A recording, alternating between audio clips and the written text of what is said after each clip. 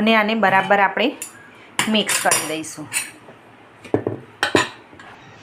આવી રીતે સરસ મિક્સ થઈ ગયું છે. હવે આપણે ખાટી છાશ એડ કરીશું. ખાટી છાશ હોય ને હાંડવો બનાવવાનો એટલે હાંડવો તો ખાટો જ મસ્ત લાગે, એટલે થોડીક ખાટી છાશ એડ કરીશું.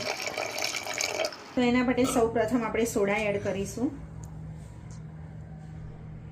1 ચમચી જેટલો, નાની ચમચી જેટલો સોડા એડ કરીશું અને એને એક્ટિવેટ કરી હલાવી દઈશું. આ હલાવીશું ને એક જ ડાયરેક્શનમાં એને હલાવવાનું હોય છે. હલાવશું એટલે એકદમ મીરું જાડું લાગે તો થોડું પાણી કે તમે ખાટા બહુ જોઈતા હોય હાંડવો, થોડી છાશ પણ એડ કરી શકો છો. બાકી તો ખીરું બરાબર છે, બહુ જાડું પણ ના. મરચું નાખ્યું એટલે લાલ મરચું પેસ્ટ પ્રમાણે થોડું ઓછું નાખીશું આપણે. થોડુંક ધાણા જીરું એડ કરીશું. થાય થોડુંક તેલ છૂટું પડે એટલે આપણે દૂધીનો હાંડવો બનાવવાનો છે.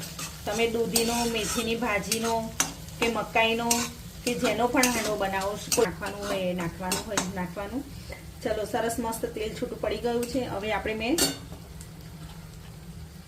એક દૂધી હતી જે, હવે આની અંદર આપણે ગોળ ઓગળી ગયેલો છે, મીઠું હવે એડ કરીશું.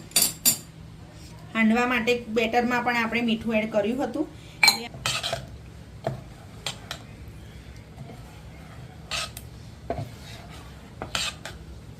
ખીરું મસ્ત થઈ ગયું છે તૈયાર.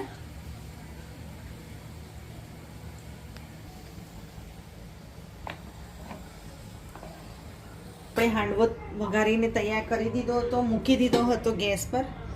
હવે એને ચેક કરી લઈએ કે થઈ ગયો છે કે નહીં થયો. તો આવી રીતે ચપ્પુ હોય અંદર આમ નાખવાનું નથી. એકદમ સોફ્ટ મસ્ત બન્યો છે, ગરમ ગરમ છે.